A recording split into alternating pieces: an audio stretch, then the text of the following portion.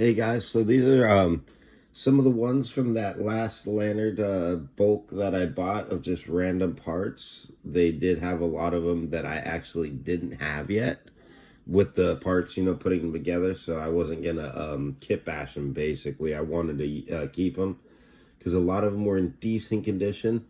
The Star Force, their legs were horrible. I did fix them. They're really tight now, as you can see. It ended up taking about 5-6 layers of clear coat to be able to do that. Most of their arms were a little loose. They're a lot better now. Just a few layers of clear coat on the arms. I didn't go overboard. This one's still a little loose on that side. I might put a layer or two on that one. With the Star Force, I actually didn't get these when I was a kid. By the time these came out, I wasn't a kid. It was about, what? This was 97 or 98, I think, when these came out. So I was like 17, 18. But my middle brother and my younger brother actually got these, I think, from my grandmother. And they got a huge set of them, if I remember. And I used to actually have a bunch of them. They just gave them to me at one point.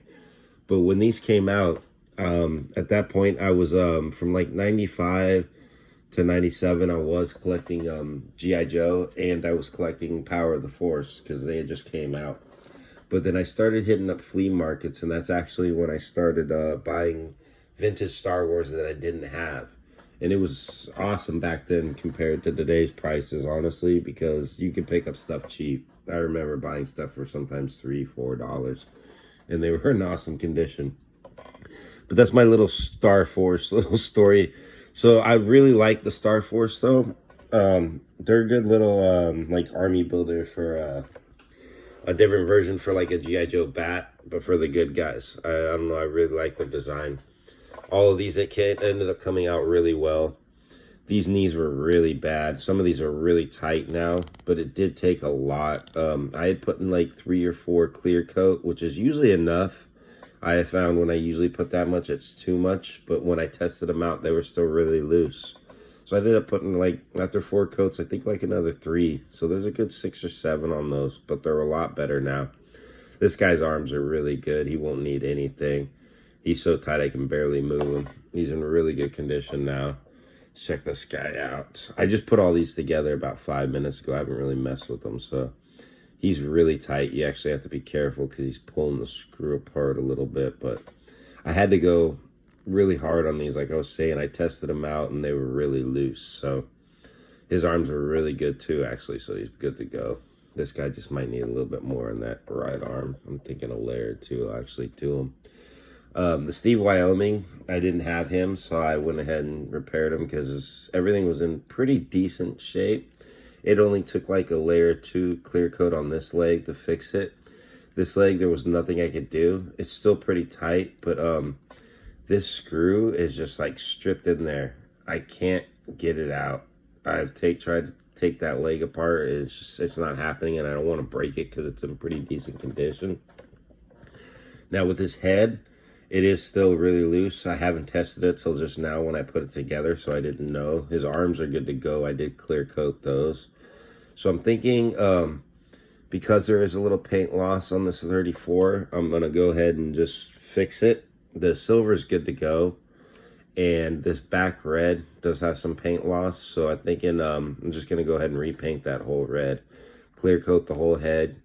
And clear coat the ball joint on the head a couple times, and it should tighten that up. The screws were way down, so it's not that. It's just a little loose, but that's very fixable. Other than that, he's in really good condition. And with the Hat Trick Lemonade, I didn't have him. He was in pretty decent condition, so I just went ahead and went with him and fixed him up. His legs were just a little bit loose. I did put a little, like a layer to clear coat, that's it, on him. That fixed him up. His arms were really loose, and it actually only took a couple of layers of clear coat, and that fixed that right up too. When I do the clear coat on the arms, I do it on the inside as well. Not as much, just maybe like a layer or 2 on the inside, and usually 2-3 layers max on the arms, and then I test them out after they dry for about 3-4 days. I like to give it at least 3-4 days, because if you don't, when you put those in and start moving them, the clear coat it's still sticky because it hasn't dried, and it kind of just tears itself apart, becomes a mess. It's just, it's not fun. You learn as you're doing them. His head is what it is. He does have a little bit of damage, as you can see on his nose here. I'm gonna just leave him how he is. He's not bad at all. You know, he just has a tiny bit of paint loss on here, but that would be horrible trying to match that red. Honestly, just for that little paint loss, he's good to go. Other than that, he's in really good condition. Arms are good. Everything's good on him. So that's just what I've put together and actually finished up from that lanard lot that I got from the spare parts. I'm still working on all kinds of stuff that I've got over here to the side. I still got to trim this down just a little bit more because that thumb's just a little bit too long. But I do want to finish up this bronze bomber guy.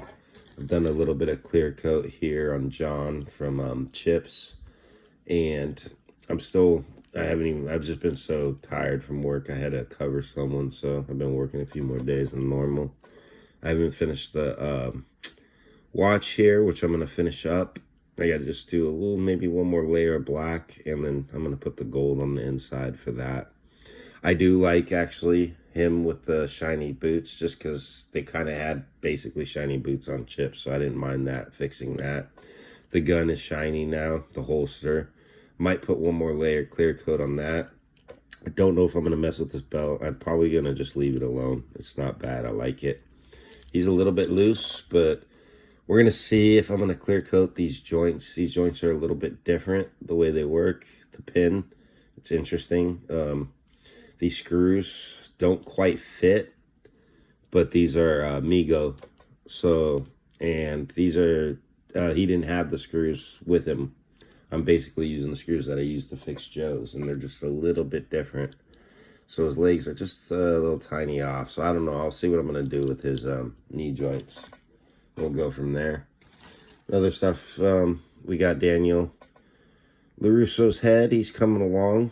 He just needs maybe another clear coat on the ball joint, and we're going to go ahead and put him together. And same with that gas man that I kit bashed with the, what's his name, Toxic Waster.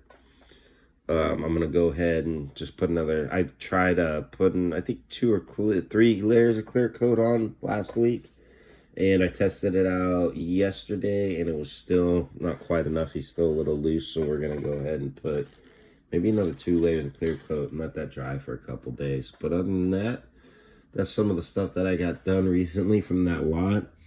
And I'm going to try to put together a couple more guys from pieces from that lot, just random pieces, and see what I can come up with. Thank you guys for watching. G.I. Joe Junkie, and I've been having fun doing this. Thank you guys. Bye.